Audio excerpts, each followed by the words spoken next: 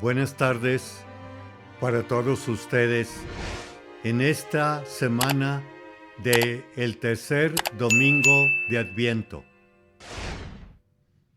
Estamos iniciando el año litúrgico y dentro de este año litúrgico no se nos debe de olvidar que tenemos un misterio central bastante enfatizado después de la reforma litúrgica con el Vaticano II, que viene siendo el tiempo principal, que es el Tríodo Pascual, Semana Santa con ello. También un desdoble que viene siendo la nacida del crucificado, que ascendió a la derecha del Padre y murió por nosotros, como hemos comentado anteriormente. Este tercer domingo se enciende la vela de color rosa o rosado, que quiere darnos a entender, por un lado, vamos a hacer una estación, una parada, una reflexión, un tanto más consciente, puesto que también allá en Cuaresma hay otra similitud. El color morado, como en esta ocasión, sobre todo antes de este domingo. ¿Y qué reflexión vamos a hacer aquí?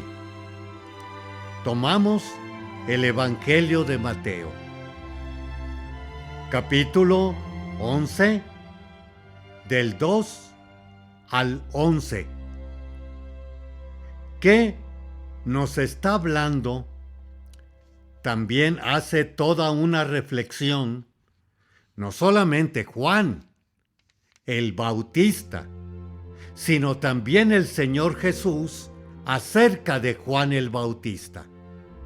Y Juan el Bautista a la vez la hace en la cárcel y nos habla, se encontraba en la cárcel, habiendo oído hablar de las obras de Cristo, no de Jesús. Entonces, de ahí nos debe de llevar a nosotros, por un lado, el nombre que llevamos de cristianos, ungidos, hijos de la luz, por un lado. Entonces, Juan se quiebra su cabeza en que será el Cristo, el Mesías, el que tenía que venir al mundo, puesto que en aquella ocasión, y momento ante todo, había por lo menos 10 maneras de interpretar a ese Mesías, a ese ungido. Una de ellas, la más necesaria e urgente, venía siendo porque precisamente habían padecido tiempo tras tiempo desfortunios, pisadas, humillaciones, esclavitudes, deportaciones, y entonces la más socorrida era precisamente un Mesías militar, donde tomara, como decían así las Escrituras, la revancha para el pueblo judío. Y es por eso que le envían a dos mensajeros a Jesús o al Cristo. ¿Eres tú el que va a venir o esperamos a otro? Entonces el Señor le contesta y otra vez, ahora Jesús les respondió, ya no el Cristo. Jesús les respondió, vayan a contar a Juan lo que están viendo y oyendo. Los ciegos ven, los cojos andan, los leprosos quedan limpios de la lepra, los sordos oyen y los muertos resucitan, y a los pobres se les anuncia el Evangelio. Esto, pasémonos allá a las bienaventuranzas. Dichosos ustedes, los que tienen hambre y sed de justicia. Dichosos ustedes los que lloran, porque serán consolados. Dichosos, etc. Y luego añade, dichoso aquel, otra bienaventuranza, que no se sienta defraudado por mí. A lo anterior que hemos comentado, el Mesías ahora, que protege al desvalido, a la mayoría, como ahora hay en nuestra sociedad, los marginados, y ya no se diga los discapacitados, o discapacidades diferentes. Y esto también ya está predicho. Primera lectura. Y nos dice, se iluminarán entonces los ojos de los ciegos y los oídos de los sordos se abrirán. Saltará como un ciervo el cojo y la lengua del mudo cantará. Y luego también viene el gran regocijo de la naturaleza, que en otro momento también nos va a decir Pablo. La naturaleza también sufre dolores de parto y espera su liberación, como actualmente la encontramos. Esperamos la liberación. Regocíjate, yermo sediento, que se alegre el desierto y se cubra de flores, que florezcan como un campo de lirios, que se alegre y de gritos de júbilo, porque le será dada la gloria del Líbano, el esplendor del Carmelo y del Sarón. Toda la creación, pues, salta de gozo con la presencia de este Mesías y Salvador, el Cristo.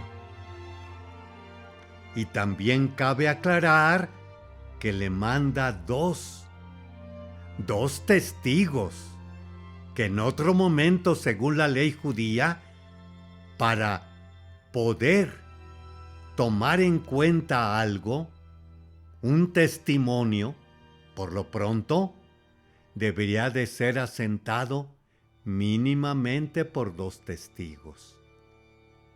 Y también vayámonos al sepulcro. Estaban allí dos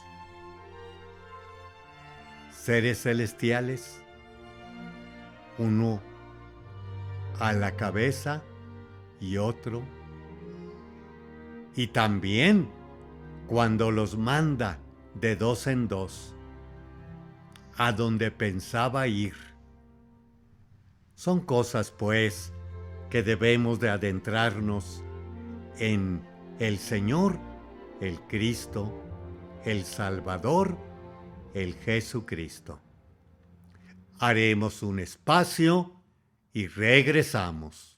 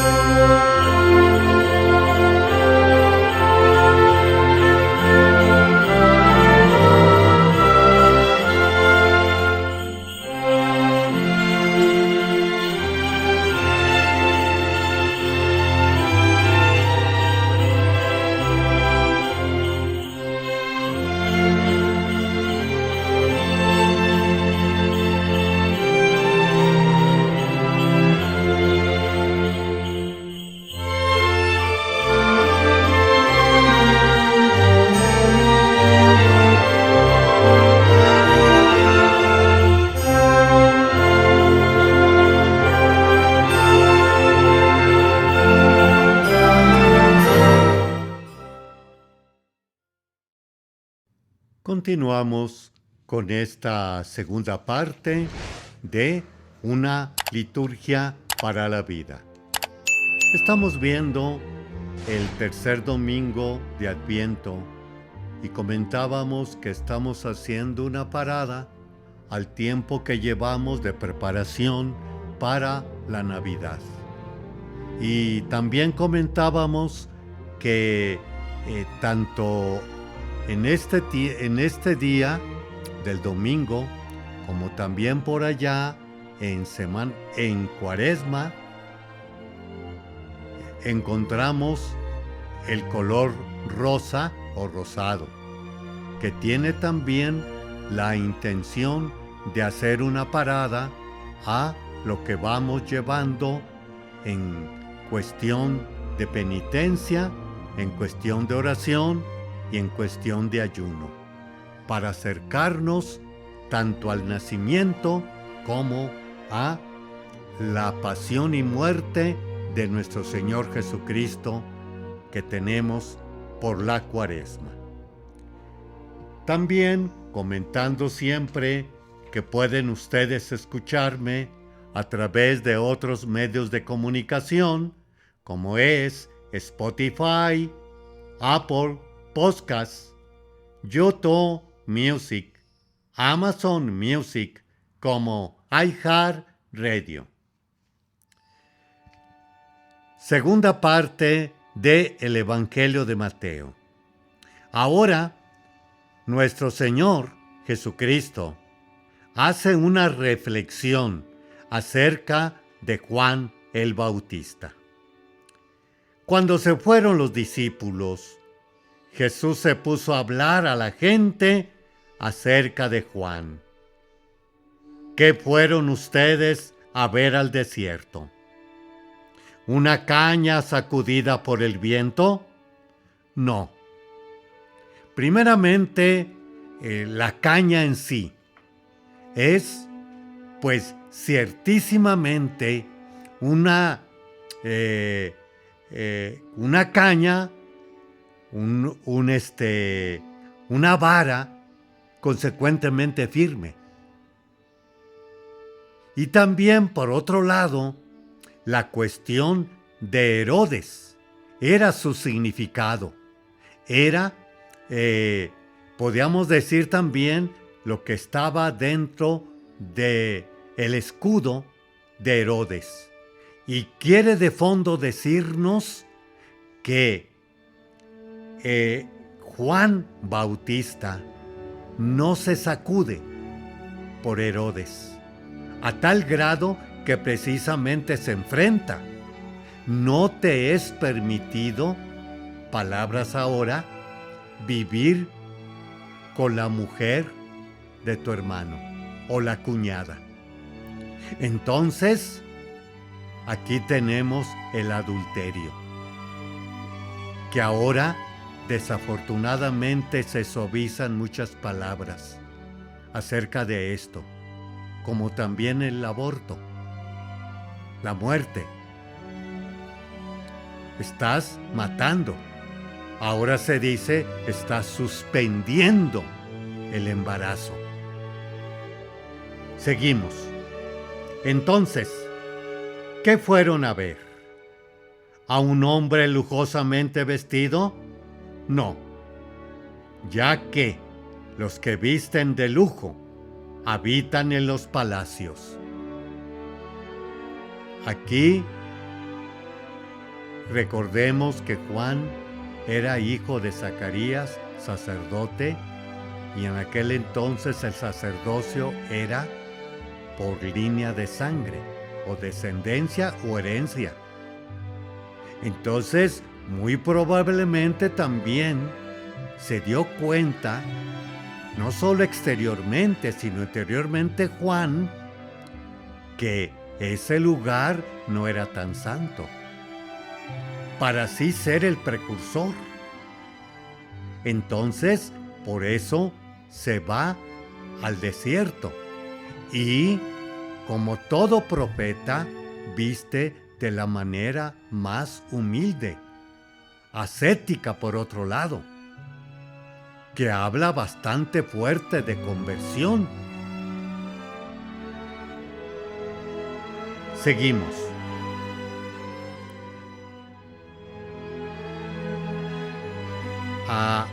Así que, ¿fueron a ver un profeta? Sí, yo les aseguro, y a uno todavía más que profeta. Y luego dice, porque está escrito de él, yo les aseguro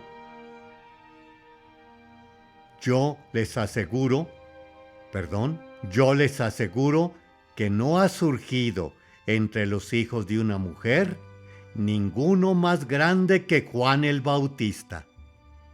O también lo que nos va a decir en otro momento el Señor. Muchos reyes y profetas quisieron ver y oír lo que ustedes ven y oyen y no lo oyeron. Entonces, aquí Juan el Bautista no ha surgido entre los hijos de una mujer ninguno más grande que Juan el Bautista. Y aquí está el cierre de broche de oro. Sin embargo, el más pequeño en el reino de los cielos es todavía más grande que él. Recuerden que Mateo no puede hablar de Dios porque tiene su comunidad judía. Y la comunidad judía, recordemos, no jurarás en nombre de Dios en vano. Entonces, gira allí el reino de los cielos.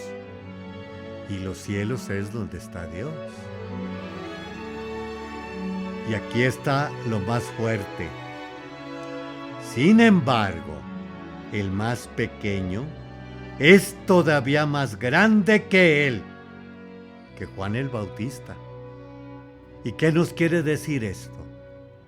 Que si nosotros optamos, decidimos, como decidió Juan, y como han decidido y optado nuestros antepasados, santos y santas, también seremos más grande que Juan o en el reino de los cielos. Haremos otro espacio y regresamos. Le esperamos.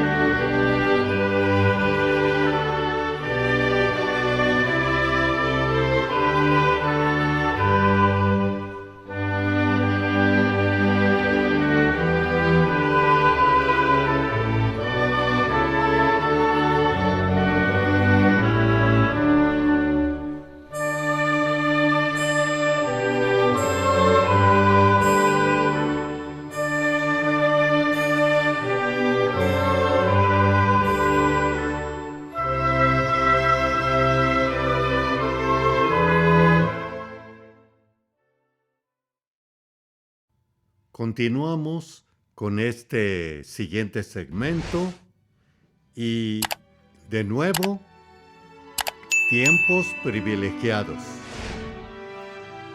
de la editorial Monte Carmelo, de el padre Andrés Pardo. Estamos viendo el inicio del año litúrgico. Teología del año litúrgico. La liturgia es la historia de la salvación puesta en acto. Consecuentemente, los misterios de Cristo a lo largo del año litúrgico se celebran porque el misterio pascual, acontecido históricamente, es el gran misterio de Cristo, que contiene todos. El misterio pascual es la actualización, revelación y comunicación en Cristo del amor del Padre y de la comunión del Espíritu. Por eso, al celebrar Navidad, Epifanía, Pascua, Pentecostés, etc., hay también un especial protagonismo del Padre y del Espíritu. No hay que quedarse, pues, solamente en el aspecto cristológico del año litúrgico, sino que se debe pasar a su vivencia trinitaria. Durante el año litúrgico, los misterios de Cristo transforman y moldean a la Iglesia que lo celebra, haciendo la esperanza en Adviento, adoradora y alegre en Navidad, renovada por el bautismo en Cuaresma, gloriosa y llena de los cantos en el Adviento.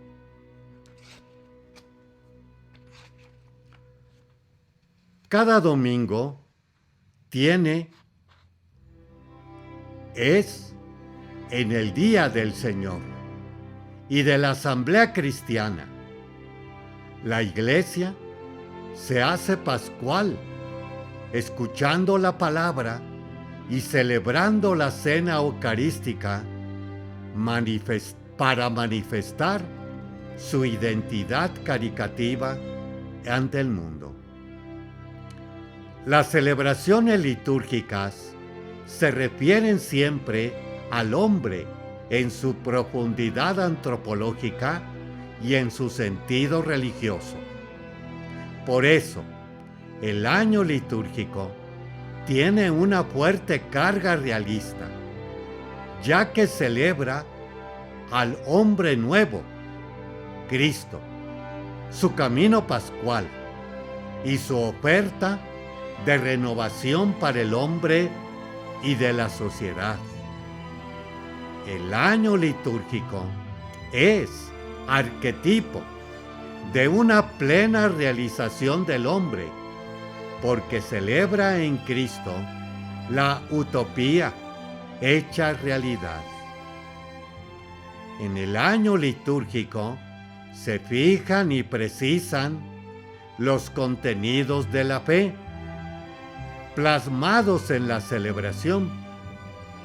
La teología de cada tiempo litúrgico no es solamente un cúmulo de ideas para traducir en catequesis, sino que es la gracia peculiar que nos viene comunicada en un determinado tiempo litúrgico. Las plegarias de la Iglesia en el misal y en el oficio divino constituyen la síntesis teológica de cuanto es celebrado. La síntesis contemplativa y celebrativa de la teología y la celebración, el compromiso vivido en la pastoral, forman la espiritualidad, el alma, la inspiración y la vivencia del año litúrgico y de cada fiesta a nivel personal como comunitario. Entramos ahora a el eloquio del Adviento. Todos los años descubrimos el sentido de Adviento en cada año de nuestra vida. Desde la hondura de nuestra alma anhelamos al que vino y vuelve a venir, al Señor de la vida y de la historia. Aún hace falta que venga y domine la totalidad de nuestras vidas bautizadas. Hay muchos rincones, niveles y momentos que no están iluminados y bañados por la luz nueva del resucitado. Desde la espera creciente brota la súplica, la oración, el grito: ven, Señor Jesús. Pedimos al Padre que la venida del Hijo sea incesante para que remedie nuestra orfandad y lejanía. El Adviento no es tiempo de nostalgia y recuerdos, sino de presencia, de apertura, de lo cerrado, para facilitar la entrada de Dios. Adviento es reconciliación de unos hombres con otros. Es la solidaridad entre los hermanos. Es la disponibilidad hacia los menos favorecidos. Es la entrega a los más pobres. Adviento es superación de las divisiones y dispersiones. Los caminos del Adviento siempre conducen y llevan a Cristo, que en el monte del mundo que está abierto y vuelto hacia los hombres de los 4 puntos cardinales. En Cristo, con puntualidad de la Navidad, se cumplen las promesas, se hacen realidad las esperanzas, se realiza la perenne alianza. El Adviento limpia con el colirio de la fe los ojos del creyente para que vuelva a constatar la venida constante y mistérica del Cristo a la Iglesia, la llegada del reino. No hay que esperar nuevos Mesías, ni nuevos reinos futuros. Muchas miradas poco penetrantes no perciben la llegada de Dios, la venida del Redentor. Esperar la venida de Cristo es tener por venir. El reino de Dios está velando y oculto. Para unos es patente y claro para los vigilantes. Nos llega siempre envuelto en el velo de la palabra y de los sacramentos. Adviento, pues, viene siendo el espera, pero también segunda, escatológica, en donde pasará este mundo y nacerá un cielo y una tierra nueva, como ya está revelado en las Sagradas Escrituras. Haremos un pequeño espacio y regresamos.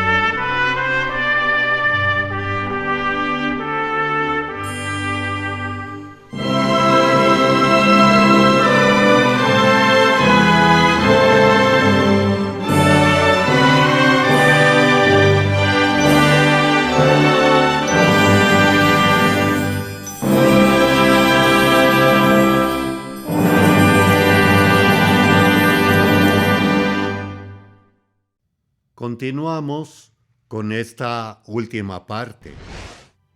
Entraremos en ella con los santos y santas de esta semana. Nos quedó allá atrás, sábado pasado, 13 de diciembre, Santa Lucía, Virgen y Mártir, nombrada en el martirologio de San Jerónimo en el siglo VI. Lucía fue una mártir romana durante la persecución de Diocleciano. La devoción a ella se registra desde el siglo IV o principio del V. Según la leyenda, su madre había reservado su dote y ella le pidió que se la diera para los pobres. Y ella se mantendría virgen. Esto enfureció a su prometido, quien la entregó a los jueces. A Lucía se le suele representar como ciega, quizás como expresaba que ella misma era luz sin necesidad de ojos materiales, o como dice alguna leyenda, como parte de su martirio. Es nombrada en la plegaria eucarística número 1 en el canon romano de nuestra iglesia, que duró desde el Concilio de Trento con el misal de Pío V hasta al 1970 del misal de Paulo VI. Lo que sí es cierto es que Lucía vio más allá de las cosas materiales, a una realidad eterna e incambiable, y dio su vida física por ello, con, como dice el catecismo, una libertad mayor del corazón, de cuerpo y de espíritu, aprobada por la Iglesia de vivir en estado de virginidad. Número 922. 14 de diciembre. San Juan de la Cruz, presbítero y doctor de la Iglesia. Año 1542-1591. Su padre había sido desheredado por casarse con su madre, y la familia quedó en la pobreza. Cuando Juan solo tenía 1 año, murió con su padre y la madre tuvo que luchar para sacar adelante a la familia. Juan estuvo con los jesuitas y fue aprendiz en varios oficios, terminando como enfermero. Ingresó más tarde en la Orden del Monte Carmelo y conoció a Santa Teresa de Jesús, quien lo animó a emprender la reforma de la orden en rama masculina, como ella lo estaba haciendo en la femenina. En su esfuerzo, Juan sufrió muchas persecuciones y dolores, tanto de fuera como de dentro de su orden. Está considerado el mejor poeta en lengua castellana. Escribió importantes obras espirituales como Subida al Monte Carmelo, Noche oscura del alma, el cántico espiritual y llama de amor viva. Su espiritualidad de total desprendimiento, no sólo de las cosas materiales, sino de la propia persona, del reconocimiento, prodigio o deseos, es a veces difícil de entender. Y, sin embargo, a través de todos sus escritos y su vida, se transmite ludicísima su pasión por la persona de Cristo. El catecismo nos habla, porque en darnos, como nos dio a su Hijo, que es una palabra suya, que no tiene otra, todo nos lo habló junto de una vez en una sola palabra, y no tiene más que hablar. Número 65 del Catecismo. 21 de diciembre. San Pedro Canicio, presbítero y doctor de la Iglesia. 1521-1597. Nació en los Países Bajos y estudió en Alemania y Bélgica, donde se unió a los jesuitas. Ordenado sacerdote, publicó tratados de los padres de la Iglesia y dio clases de retórica. Fue nombrado teólogo del cardenal de Augsburgo para el Concilio de Trento. Algo más tarde, fue nombrado provincial jesuita en Alemania, Bohemia y Austria, y fundó varios colegios jesuitas. Durante su vida, puso su conocimiento y energía al servicio de la renovación de la vida católica y la profundización en la fe.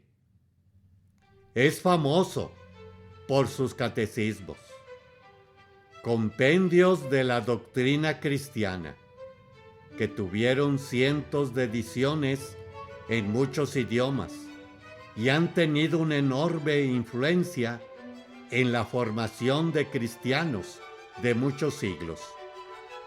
El plan actual, Catecismo de la Iglesia Católica, está inspirado en la gran tradición de los catecismos, que se apoyan en 4 pilares: el credo, los sacramentos, vida de fe y oración. Pedro Canicio, del mismo modo, se esforzó por hacer la fe comprensible a diversas audiencias. Muchas gracias, hermanos y hermanas, por llegar a través de estos medios de comunicación a su hogar, y que estas palabras de nuestra Iglesia cristiana y católica nos impulsen cada vez más a llegar a esa venida particular de nuestro juicio particular o individual. Que Nuestra Señora nos ilumine en esta venida de su Hijo hecho carne entre nosotros. Buenos días para todos.